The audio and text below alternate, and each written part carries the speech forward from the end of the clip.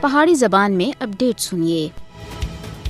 بھارت کی مودی حکومت اپنی پروپیگنڈا مشنری کے ذریعے کشمیر کے بارے میں سچائی کو تروڑ مروڑ کے بیان کر دین اور دنیا دے لکانے دی ناکام کوشش کر رہے ہیں۔ بھارت مقبوضہ جموں کشمیر وچ امن دے جھوٹے دعوے تھی دنیا کو گمراہ کر رہا ہے۔ آرٹیکل 370 دی منسوخی دے بعد بھارت کشمیر وچ ترقی دی کہانیاں سنا رہا ہے۔ مودی حکومت 5 اگست 2019 کے غیر قانونی اقدامات سن پہلے تھی غیر مستحکم جنوبی ایشیا کی حالات کو اور زیادہ خراب کر کے دا ہے۔ 5 اگست 2019 تھی کشمیر کو نو آبادیاتی بنانے دی بھارت کی کوشش اور زیادہ بڑھ گئی ہے۔ خوف اور جبر دا ماحول پیدا کرنے دے واسطے بھارت ہن مقبوضہ جموں کشمیر کو فوجی چھاونی دے وچ بٹا کے دا ہے۔ گرفتاریاں اور ظلم و تشدد ہر دیہڑے دا معمول بن گیا ہے۔ بھارت کی ہردرمی تنازع کشمیر دے پرامن حل دے راہ دے وچ سب دے بڑی رکاوٹ ہے۔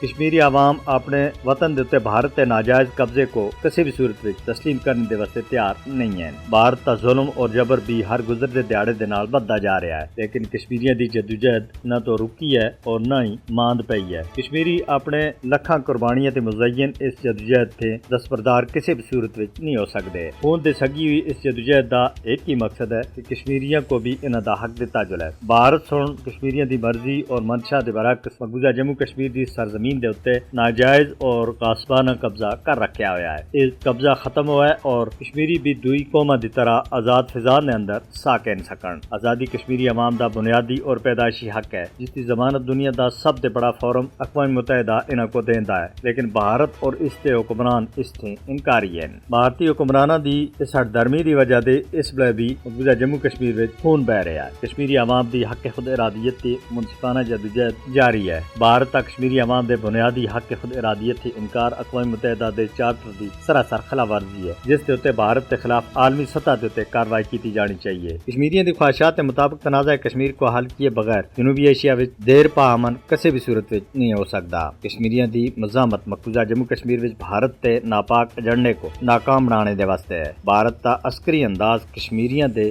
آزادی دے عزم کو توڑنے وچ کسی بھی صورت وچ کامیاب نہیں ہو سکتا۔ لہذا کشمیر دے مسئلے کو حل کرانے دے واسطے اقوام متحدہ کو اپنی قرارداداں دے اوتے عمل کراندے ہوئے کشمیریوں دی خواہشات کو مد نظر رکھنا ہے۔